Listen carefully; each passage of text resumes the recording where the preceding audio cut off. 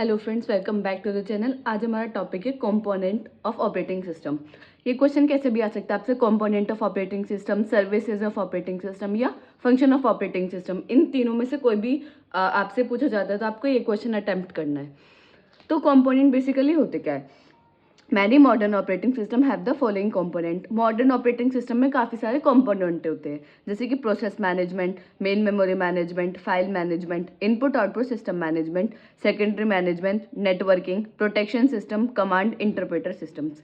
ये हमारे क्या होते हैं, कुछ कंपोनेंट होती है या कुछ सर्विसेज होती है जो हमें ऑपरेटिंग सिस्टम प्रोवाइड करता है, या कुछ फंक्शंस होते हैं ऑपरेटिंग सिस्टम के जो वो परफॉर्म करता है। तो पहला हमारा आता है तो प्रोसेस मैनेजमेंट। अब बेसिकली प्रोसेस मैनेजमेंट होता क्या है? अब ये जो वर्ड है प्रोसेस, प्रोसेस का मीन्स क्या है? प्रोसेस क्या है? एक डायनामिक आइडेंटिटी है। और जो हमारा प्रोग्राम होता है, अगर प्रोग्राम को हम एग्जीक्यूट कर देते हैं वो बन जाता है प्रोसेस। प्रोग्राम क्या होता है? एक हमारी स्टैटिक आइडेंटिटी होती है, लेकिन जब हम उसको प्रोसेस मतलब जब हम उसको एग्जीक्यूट कर देते हैं तो क्या बन जाता है? प्रोसेस। ये होता है हमारा प्रोसेस। अब प्रोसेस में क्या? Process creation and deletion both user and system operating system. ये प्रोसेस मैनेजमेंट में हम क्या करते हैं, कोई भी प्रोसेस को हमें क्रिएट करना है या कोई भी प्रोसेस को हमने डिलीट करना है, चाहे वो यूज़र का हो या वो सिस्टम का हो, दोनों में से कोई सा भी हो, तो वो कौन परफॉर्म करेगा? क्रिएशन और डिलीशन का operating system. Perform suspension and resumption. अब सस्पेंशन और रिजम्पशन से क्या मतलब है कि किसी को कोई भी प्रोसेस हमारा रिज्यूम है, उसको एक्टिवेट करना, डीएक्टिवेट करना, वो भी कौन करता है? हमारा ऑपरेटिंग सिस्टम। नेक्स्ट क्या आता है? Provision of mechanism for process synchronization. Process synchronization का मतलब क्या? कि हमारे पास मल्टीपल प्रोसेसेस आ गए, P1, P2, P3, P4, P5, Pn, काफ़ी सारे प्रोसेसेस हैं, हमें उनको एग्जीक्यूट करना है, तो हमें क्या सिंक्रोनाइजेशन करना होगा। कोई एक बताना पड़ेगा कि हाँ पहले आप सिंक्रोनाइजेशन उनके बीच में होना चाहिए, तो वो भी कौन करता है? Operating system. Net process communication. Process communication की प्रोसेस आपस में कम्युनिकेट किस तरीके से करेंगे। नेक्स्ट है provide mechanism for deadlock handling. अब डेडलॉक का मीन्स क्या है? डेडलॉक का मीन्स क्या है? एक हमारे पास P1 प्रोसेस है, एक हमारे पास P2 प्रोसेस है। P1 के पास हमारा प्रिंटर है, P2 के पास हमारी हार्ड डिस्क है। P1 जिसके पास प्रिंटर है उसको हार्ड डिस्क चाहिए, जिसके पास हार्ड डिस्क है उसको प्रिंटर चाहिए। दोनों को अपने रिसोर्सेज एक्सचेंज करना है, लेकिन ना तो प्रिंटर, जो प्रिंटर है P1 है वो प्रिंटर ना ही तो हार्ड डिस्क को देना चाहता है, ना हार्ड डिस्क वाला प्रिंटर को, तो दोनों अपने रिसोर्सेज आपस में एक्सचेंज नहीं करना चाहते, जबकि उन्हें करनी है। तो वो कंडीशन क्या होती है? हमारी डेडलॉक कंडीशन, कि आपस में रिसोर्सेज शेयर करना चाहते हैं लेकिन कर नहीं रहे हैं, तो वो होता है हमारा डेडलॉक। तो वो ये प्रोसेस मैनेजमेंट में हमें इसी डेडलॉक को हैंडल करने के लिए भी हमारे पास एक मैकेनिज्म है। तो ये हमारा पहला कंपोनेंट या पहली सर्विसेज या पहला फंक्शन होता है ऑपरेटिंग सिस्टम का, जिसको बोलते हैं प्रोसेस मैनेजमेंट। नेक्स्ट आता है हमारा मेन मेमोरी मैनेजमेंट। अब मेन मेमोरी मैनेजमेंट इसका काफ़ी इंपॉर्टेंट है, मतलब कि काफ़ी इंपॉर्टेंट कंपोनेंट माना जाता है मेन मेमोरी का। मेन मेमोरी मैनेजमेंट में पहला पॉइंट क्या है? Keep track of which part of memory are currently being used in by whom. ये बताता है कि कौन सा मेमोरी का कौन सा पार्ट कौन यूज़ करेगा और कितने टाइम के लिए यूज़ करेगा। कि ये ट्रैक करता है of which part of memory, कि कौन सा मेमोरी का कौन सा पार्ट आर बीइंग यूज, कौन सा पार्ट यूज होगा और कौन करेगा। ठीक है, ये बताता है कि आप करेंगे या कोई और करेगा, वो बताता है मेमोरी का कौन सा पार्ट हम यूज़ करेंगे करंटली। नेक्स्ट है decide which process to be load when memory space become available. जब मेन मेमोरी है, कुछ डिलीट कर रहे हैं आप, कुछ कर रहे हैं, तो वहाँ स्पेस अवेलेबल हो गया। जब हमारे पास स्पेस, मेमोरी स्पेस अवेलेबल हो जाता है, तो ये main memory operating system decide करता है कि कौन सा प्रोसेस एट द टाइम, कौन सा प्रोसेस उसमें हम लोड करेंगे। ठीक है। नेक्स्ट है allocate and deallocate memory space as needed. जब हमारे पास मेमोरी स्पेस नीडेड होता है तो हमें क्या एलोकेट करना है या क्या डी एलोकेट करना है। काफ़ी बार क्या होता है, हमें एलोकेशन के लिए हमें कुछ चीज़ हमारे लिए बहुत इंपॉर्टेंट होती है स्टोर करना, जो अवेलेबल, जो ऑलरेडी स्टोर है उसमें कुछ ऐसी होती है जो हमारे यूज़ की नहीं होती, तो उनको डी एलोकेट करना, और जो यूज़फुल है उन्हें एलोकेट करना। तो ये काम भी किसका होता है? ऑपरेटिंग सिस्टम का। ऑपरेटिंग सिस्टम का एक फंक्शन है कि जब हमारे पास एलोकेशन और डी एलोकेशन मेमोरी भी ऑपरेटिंग सिस्टम करता है। तो ये हमारा आता है second component main memory management. Third क्या था? File management. आप नाम से भी बता सकते हैं कि फाइल मैनेजमेंट, फाइल को मैनेज करना। अब फाइल में क्या आ सकता है? क्रिएशन, डिलीशन, अपडेशन, ये सब किसके, आप थोड़ा नाम से भी समझने की कोशिश कीजिए कि मेन मेमोरी, तो मेन मेमोरी के बारे में ही बात हो रही। Allocation, D allocation, creation, deletion, ये सब तो सब में ही है, ये आएगा ही सब में। नेक्स्ट है file management. File creation and deletion, directory creation and deletion, file को क्रिएट करना, डिलीट करना, डायरेक्टरीज को क्रिएट करना, डिलीट करना, वो किसके अंदर आता है, हमारा फाइल मैनेजमेंट के अंदर। नेक्स्ट क्या है, support of primitive for manipulating files and directories. ये सपोर्ट करता है कि मैनिपुलेट कर सके हम किसी फाइल को या डायरेक्टरी को। Mapping file into secondary storage, जो हमारी फाइल्स होती है उनको क्या करता है, मैप करता है किसमें, सेकेंडरी स्टोरेज में। नेक्स्ट है हमारा बैकअप फाइल्स। बैकअप मतलब जो फाइल का हमारा जो डेटा होता है उसको हमें बैकअप करने की नीड पड़ती है। जब हमारा कोई भी इंपॉर्टेंट डेटा या कोई भी इंपॉर्टेंट इन्फॉर्मेशन है तो हम बैकअप करते हैं अपना डेटा। तो बैकअप फाइल्स का बैकअप करने के लिए हमें कहाँ जाना होता है, फाइल मैनेजमेंट में। ठीक है, ये हमारे कुछ मेन पॉइंट्स हैं।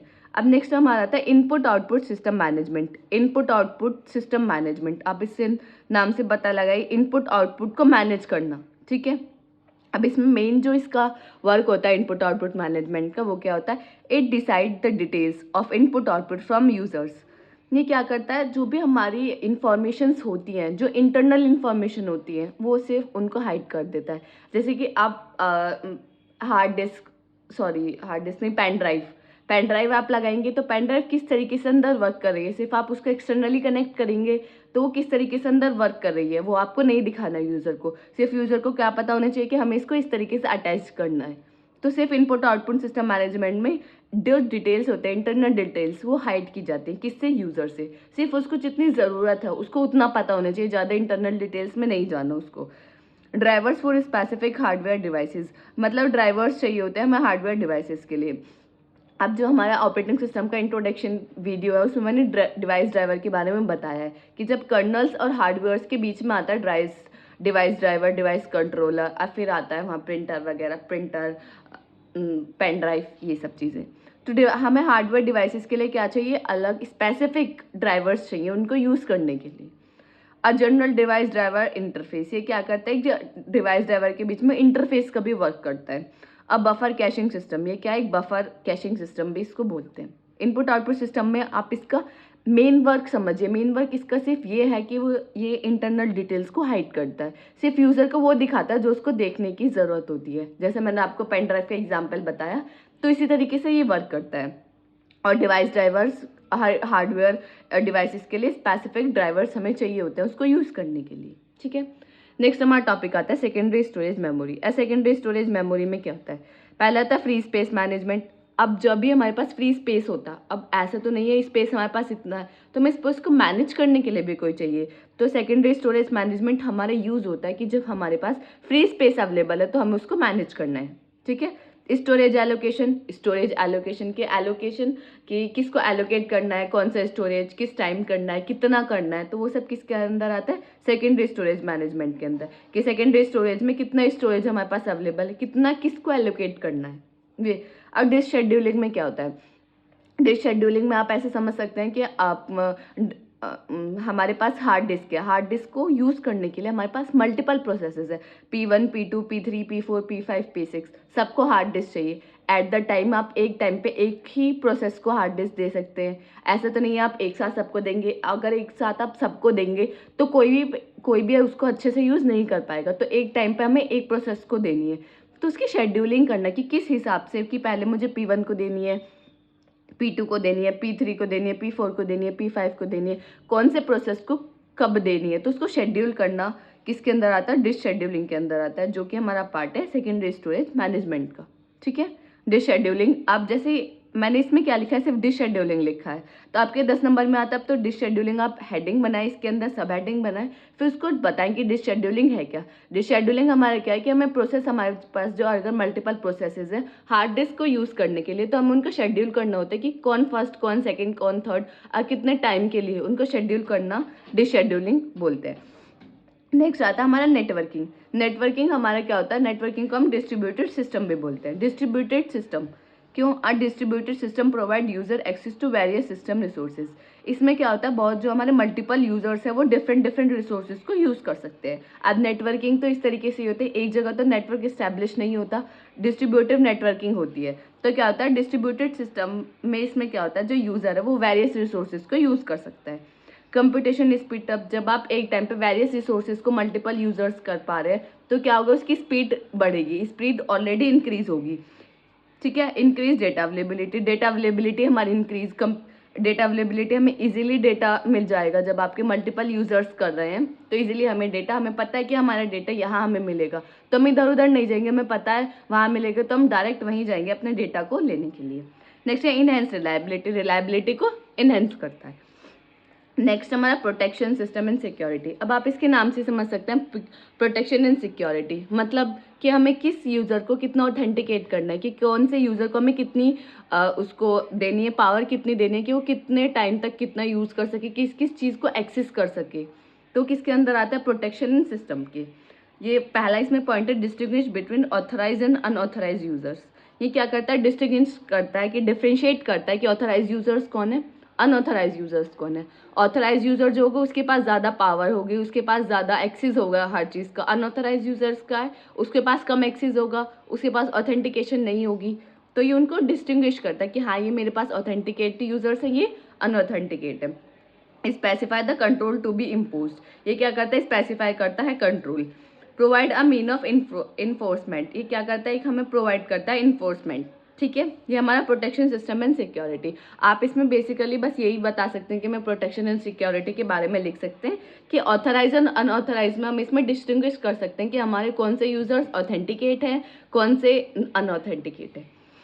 लास्ट हमारा आता है command interpreter system. Command interpreter system में क्या होता है, ये प्राइमरी इंटरफेस होता है between user and the rest of the system.